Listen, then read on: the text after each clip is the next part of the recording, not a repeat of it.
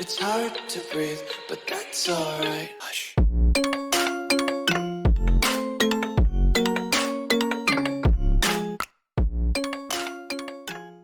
Hey everybody, I hope you're all doing well. So this video is going to be going over the differences in terms of complex pullback and expansion. Now, before I jump into it, I just want to say it's pretty much the same as impulse and correction. However, when we are trading, obviously supply and demand, a lot of the terminologies that we use are different. So it's up to you whether you want to use impulse and correction. It doesn't really matter, or you can use complex pullback and expansion.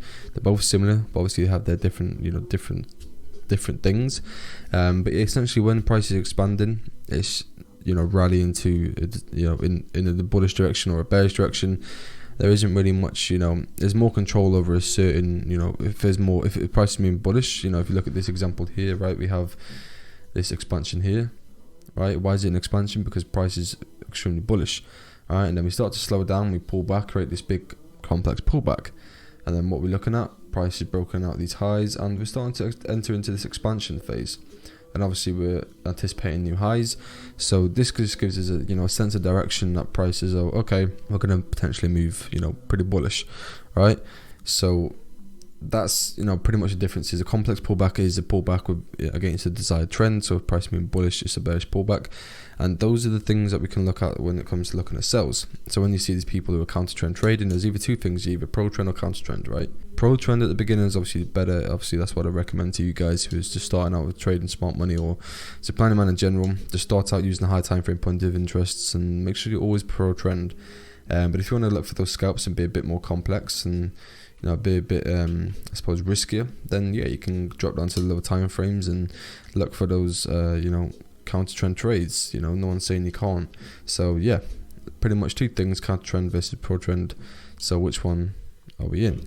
And then obviously the next thing is to figure out, obviously once you figured out the market structure, is what phase the market is in. So have we just previously started to consolidate? Because all the complex pullback is pretty much a consolidation, a pullback, a dip, a sideways consolidation, whatever you want to call it, right? A range.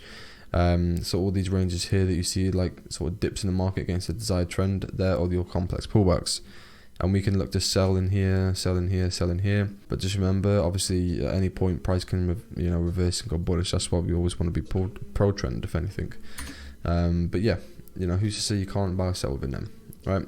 But yeah, once you figured out your pretty much market structure, that's going to give you the overall narrative and sense of direction, right? And then the next thing, obviously, is to just figure out what phase the market is in. Are we expanding, or are we just in a complex pullback? And again, it's just going to give you that sense of direction. Another thing to note as well, as you can see, price pulls back into imbalances. I wanted to just remind you on that one for when you go and listen to, figure out order blocks and stuff like that. But yeah, that's pretty much it really when it comes to complex pullback versus expansion. Just try and figure out, it's not something I mark up, but when I look at the structure of the market on, let's say, the H4 time frame, then I'll just figure out what phase we're in terms of whether it's complex pullback or an expansion. Because if we're in a complex pullback, obviously we want to try and catch those expansion trades rather than trading with inside the counter trend, right? Usually what will happen is you see this mini expansion here, right? What did price do? It sideways consolidated, it pulled back to this order block and expanded. So that would be a nice entry, and obviously you caught the momentum. So those are the differences. And like I said, if you have any questions, as always, message me directly on Discord, and I will help you out. Other than that, that's pretty much it when it comes to expansion versus complex pullback.